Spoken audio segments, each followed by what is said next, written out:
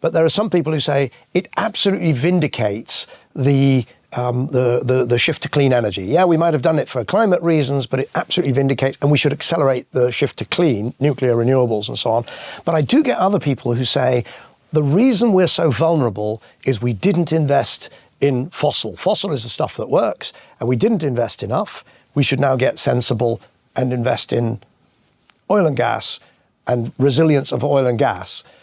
If I can sort of A/B test that, those are two extremes, where do you sit? I think the biggest challenge will be for the imported oil and gas for the countries. But I expect that the renewables, which are already growing very strongly, our last data shows that last year, 2025, 75% of all new power plants installed last year were solar. I must say renewables solar only. And with the wind, with the geothermal, with the hydro, it's much higher. I think this will get a boost.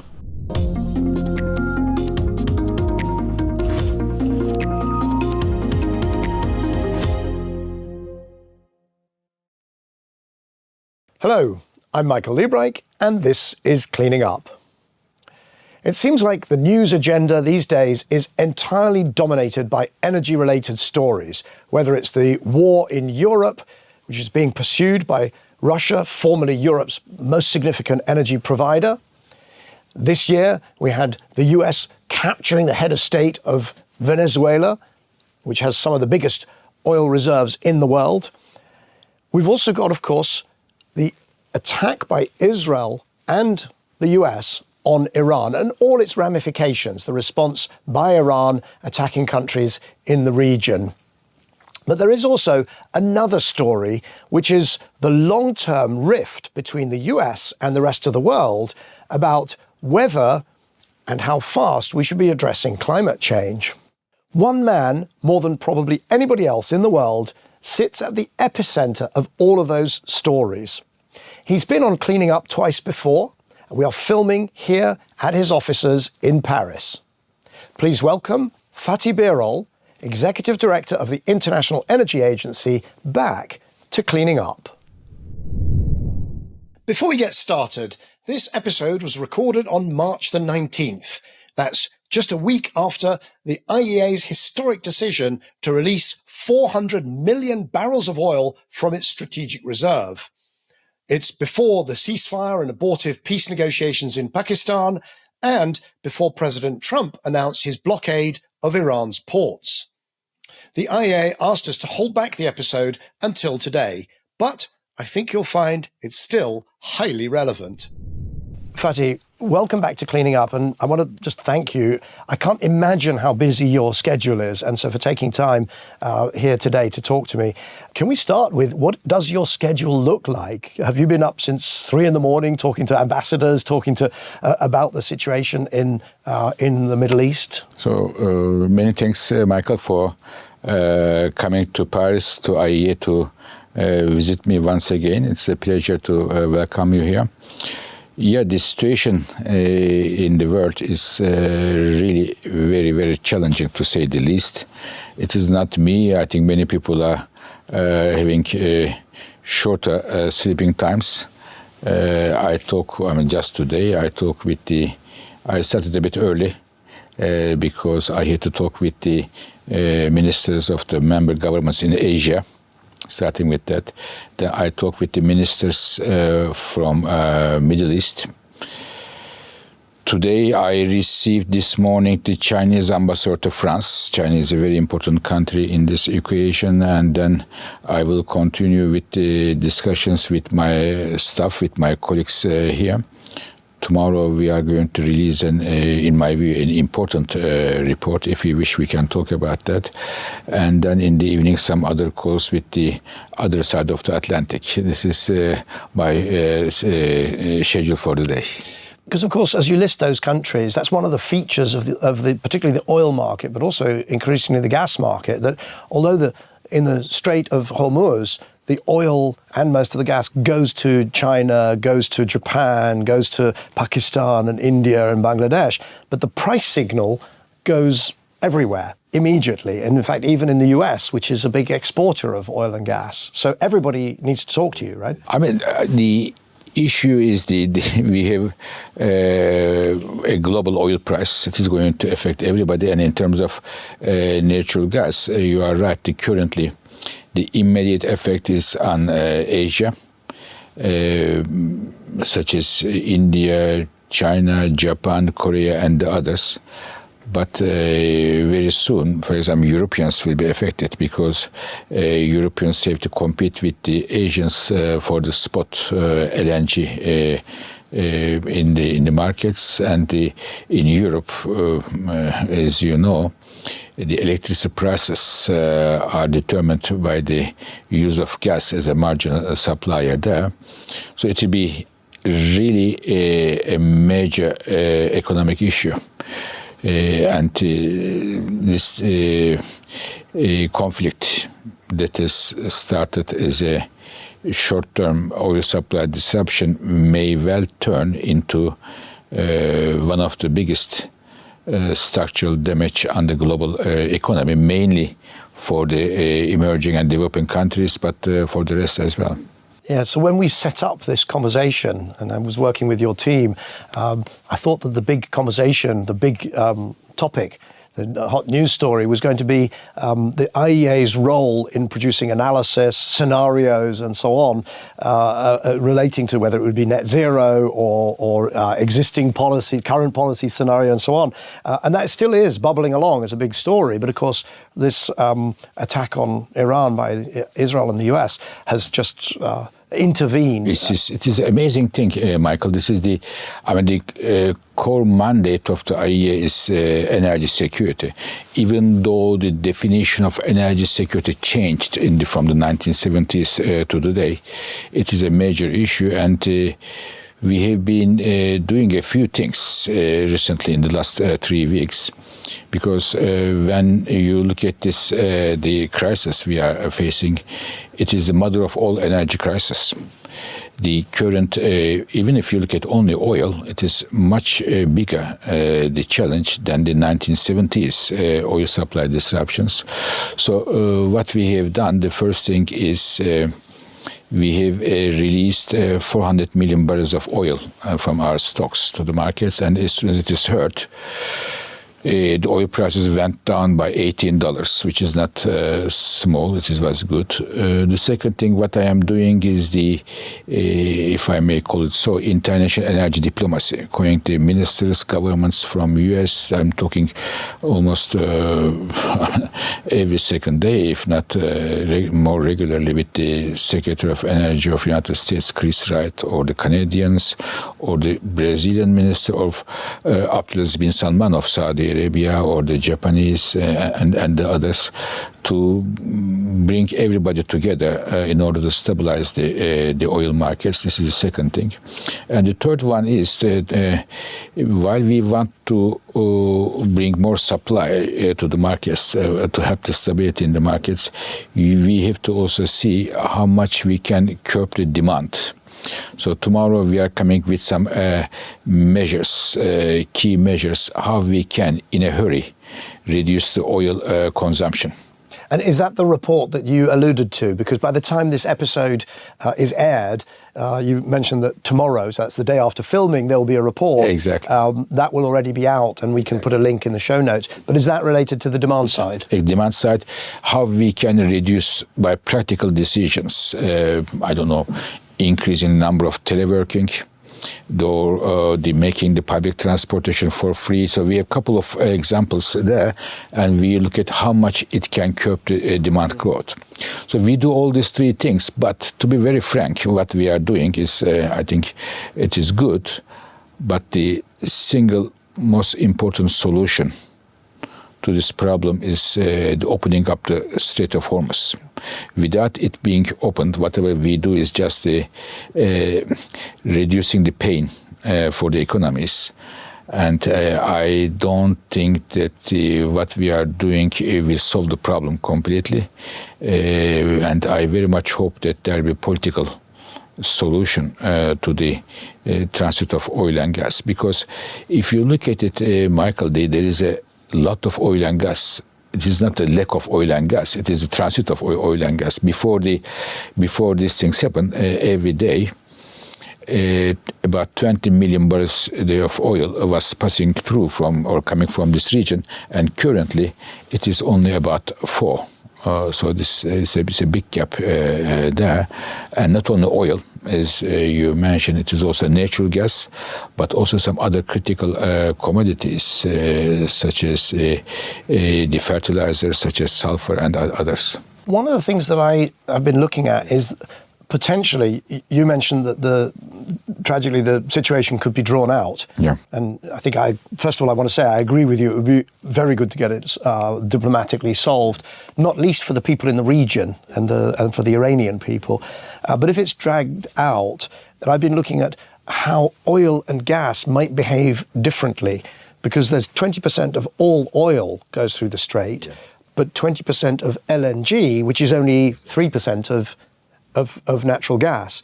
So it's actually, there could be some quite big differences if it is drawn out to the end of this year into next year. The gas markets, from my analysis, could respond much more quickly. We also have wind growing incredibly fast, solar growing fast, batteries growing fast, and actually the use of gas, particularly in the electricity sector, is not growing that fast. It's now really being suppressed by the shift to clean energy. There are two things. One, the immediate response, and a bit structural response to that. Immediate response is, I think, the LNG markets, because some of at least 2 major LNG exporters there badly hit Qatar and Emirates, both of them. So it will take some time. They come back to their normal capacity of exports, and in the meantime, we will have some higher natural gas prices, which in turn would provide incentives for the consumers to look at renewables more closely, and in some cases coal as well. This is another issue. But if we can talk a bit on the philosophy of the things, when I look at the 1970s, 73, 74, 79, 82 big oil shocks, I see the following. There were some strong policy responses to that. And there are a few of them, at least 3 of them are very important. One of them is the bad experience with the oil. Many countries took the position of pushing a new technology, big time, which is nuclear power. I mean, today,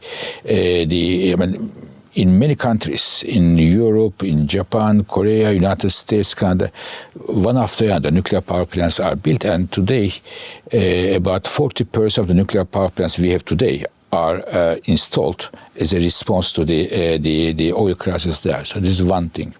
The second thing, what happened is in the automotive industry, the efficiency of the cars. I mean, this is the how many liters of gasoline used for 100 kilometers.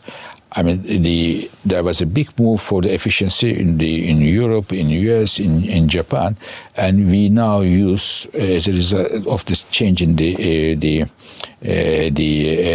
automotive industry, much more efficiently, about 50% of what we were using for 100 kilometers. This was the second response. A third response was a bit on the geopolitical domain. Countries thought we shouldn't be relying on a region like Middle East that much. We will still get oil and gas from there, but maybe we can diversify. So they have the saga of Europe looking at Russia more closely started as a response to Middle East.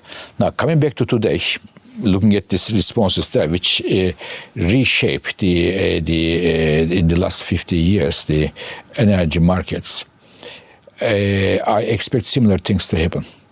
And there are some technologies which can get a very strong push, which are already in motion. One of them is the solar. I expect much stronger together with batteries there. And the second, I'm saying since a few years, the comeback of nuclear power, it can be accelerated. We discussed this nuclear before, you and me. And how the energy security premium in the energy trade will be more important. So who is a more reliable partner, who is not a more reliable partner, which countries can create trouble in the future, which countries are more, how shall I say, easy countries to have a trade. This is going to change. I see that some countries, some regions receive a second look from the consumers and importers in the future. I spend quite a bit of time in Norway and in Canada, and I know that that's a narrative that they're looking forward to benefiting from. I get asked quite a bit the last few weeks. What's the overarching best response to the events in the Gulf? People don't distinguish between short-term, long-term, but there are some people who say it absolutely vindicates the shift to clean energy. Yeah, we might have done it for climate reasons, but it absolutely vindicates, and we should accelerate the shift to clean, nuclear, renewables, and so on. But I do get other people who say the reason we're so vulnerable is we didn't invest in fossil. Fossil is the stuff that works, and we didn't invest enough. We throttled back. We had all these oil gas companies doing net zero plans. We didn't invest in, whether it's the North Sea or in the US, there are huge chunks that have been off limits around the world. We've not invested enough, and that was the mistake. We should now get sensible and invest in oil and gas and resilience of oil and gas.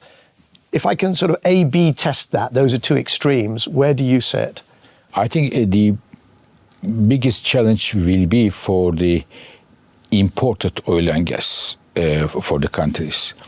But I expect that the renewables, which are already growing very strongly, our last data shows that last year, 2025, 75% of all new power plants installed last year were solar.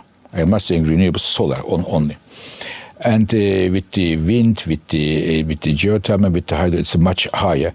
I think this will get a boost. This will get a boost because when we look at Europe, for example, in Europe, in the last 2-3 years, while the attention for the climate change was sliding down, the renewable installations increased substantially as a result of its energy security credentials. After Russia's invasion of Ukraine, the people saw it as a way of reducing the reliance on Russian energy. The second big push or boost, if I may say so, for nuclear power. I see 3 ways. One is the lifetime extension of nuclear power plants in many countries. We get a refurbishment and increase. The second, the new nuclear power plants will be designed, and also new projects will come in the picture. And third, we may well see the acceleration of the efforts to SMR to make it a part of our energy system. But I also expect the electric cars can get I mentioned that in the 1970s, the car manufacturing industry's response was improving energy efficiency, fuel efficiency, in other words. We may well see that the electric cars, people may see electric cars as a response to oil security issues. Batteries will get a boost. But in some countries, I wouldn't be surprised if coal gets a boost, especially in Asian countries, get a boost. And for the domestic oil and gas production increase, whatever the country is, if they have not been developed up to now, to expect that the new exploration licensing, it will take 7 to 10 years. It will not help to addressing the current situation, in my view. So it will be a bit of a long shot to expect that those fields will be helpful for now. So when I started my career, which was in the 80s, all the charts that we produced, if you went back 10 years from when I started, maybe 15 years, then you saw this discontinuity in 1973. Where things that were growing suddenly went flat or changed direction. Yes. And I have a feeling that that's what you're referring to, that we're going to see in the rearview mirror, we will always see 2026. Exactly. If I might, I want to finish with a question. I want to go back to that conversation about the role of the IEA and the very different view. I've seen the Q&A, the public Q&A. I think there was you and Secretary Wright, Chris Wright of the US.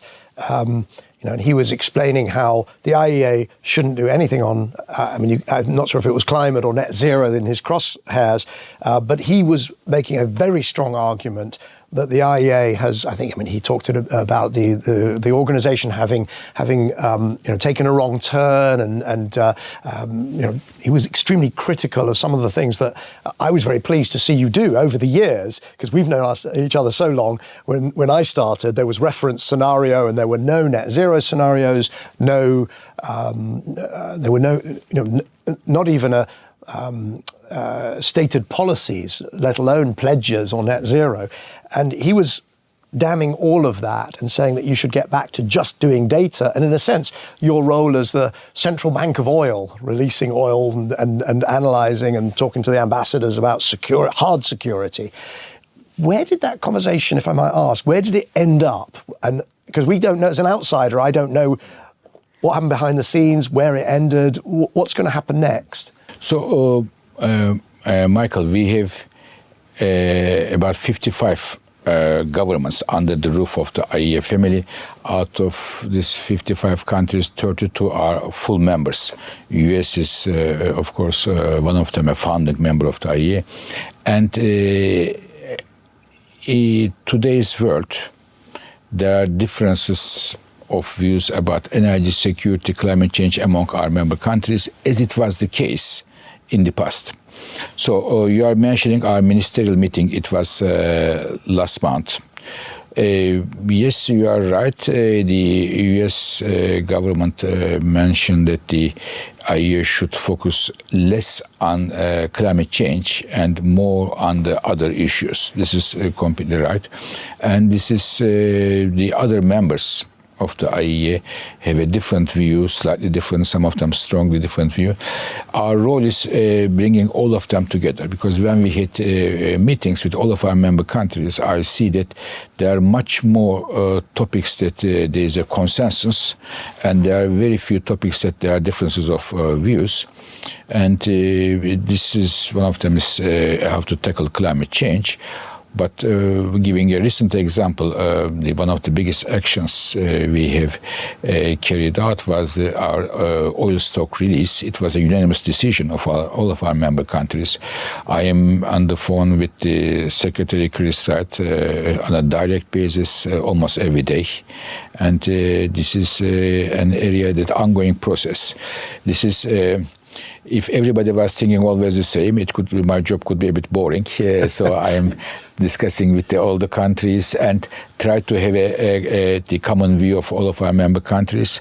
But I never forget that the International Energy Agency, we are, of course, basically as a data organization, and I tell my colleagues all the time, data always wins.